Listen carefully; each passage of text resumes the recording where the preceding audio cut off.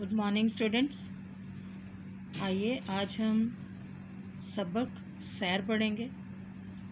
जैसा कि आपको अभी गर्मी की छुट्टियां हैं और उम्मीद है कि आप लोग भी कहीं ना कहीं ज़रूर गर्मी की छुट्टियों में सैर करने के लिए गए होंगे। तो ये हमारा जो आज का सबक है वो भी गर्मी की छुट्टियों के बारे में है।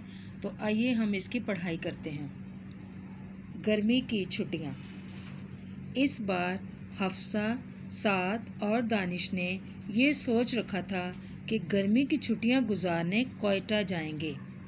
उन्होंने बड़ी मुश्किल से अपने अब्बू को राज़ी किया। इनके अब्बू की टांग का ऑपरेशन हुआ था। डॉक्टर ने इन्हें सफ़र की इजाज़त तो दे दी थी, मगर भारी चीज़ें उठाने से मना किया था। इसलिए उन तीनों बच्चों ने ये फ़ैसला किया कि वो अपने अलग अलग बस्ते बनाएंगे और इन्हें खुद ही उठाएंगे। हफ्सा के बस्ते में बहुत सी किताबें भी थी। इतवार की शाम को सब लोग बस में सवार हुए। बस अपने वक्त पर चली। रास्ते में कई पहाड़ आए। थोड़ी देर में रात हो गई। अंधेरे में सफ़र का मज़ा ही नहीं आ रहा था।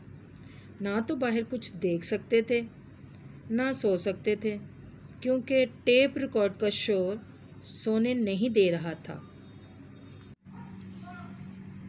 बस सुबह 7 बजे कोयटा पहुंची। हफ्सा ने सड़क के किनारे लगे बोर्ड को पढ़ा, सरियाब रोड। बस रुकी तो सब मुसाफिर उतर गए। वो सब टैक्सी करके होटल पहुँचे, जहाँ इनके अब्बू ने एक कमरा लिया। सब ने कुछ देर आराम किया। दोपहर को सब बाहर निकले। उफ़, इतनी शदीद गर्मी! इससे अच्छा मौसम तो कराची में था, उन्होंने सोचा। अब्बू ने एक आदमी से पूछा, लियाकत बाज़ार कहाँ है? इस आदमी ने हंस कर कहा, आप लियाकत बाज़ार में ही तो खड़े हैं। शर्मिंदगी से एक दूसरे को देखकर हंस दिए। अब्बू ने ज़ियारत जाने के लिए गाड़ी वाले से बात की।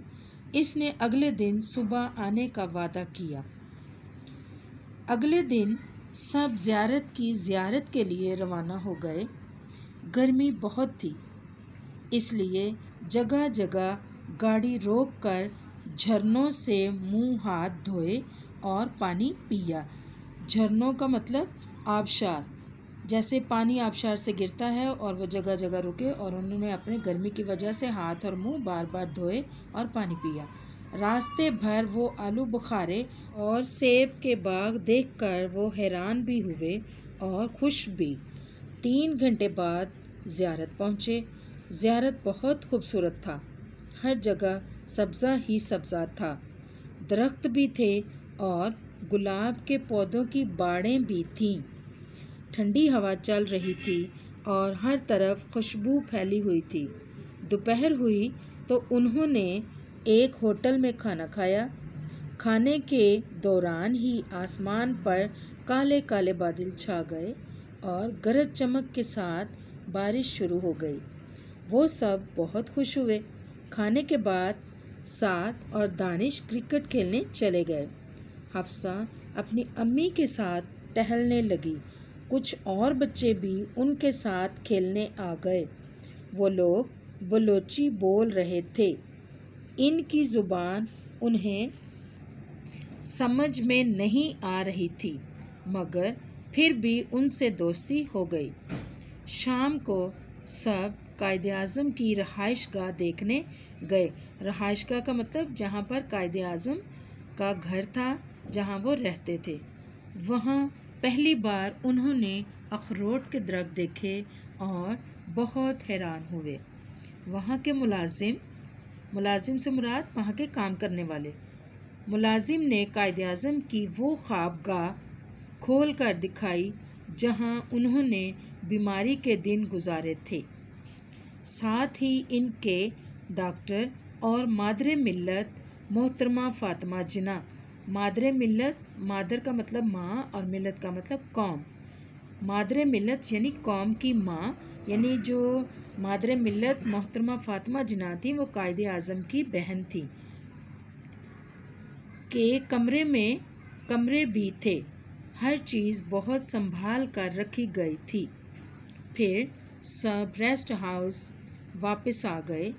رات کو سب نے بستر میں بیٹھ کر خشک میوے کھائے۔ دوسرے دن بھی گھومنے گئے۔ 4 دن بعد ٹرین کے ذریعے کراچی واپس آئے۔